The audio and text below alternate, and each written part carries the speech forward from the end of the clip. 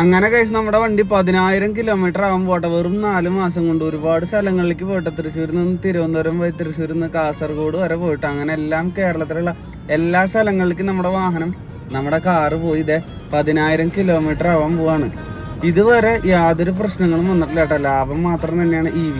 പിന്നെ ബാക്കിയുള്ളവർ പലതും പറയും EV അങ്ങനെയാണ് ഇങ്ങനെയാണ്, ബാറ്ററി എങ്ങനെയാണ് ഇങ്ങനെയാണെന്നൊക്കെ. പക്ഷെ വെറുതെ നിങ്ങൾ റോട്ടിൽ നോക്കിയാൽ മതി എത്ര ഇലക്ട്രിക് കാറുകളും എത്ര ബൈക്കുകളും പോകുന്നുണ്ടെന്ന്.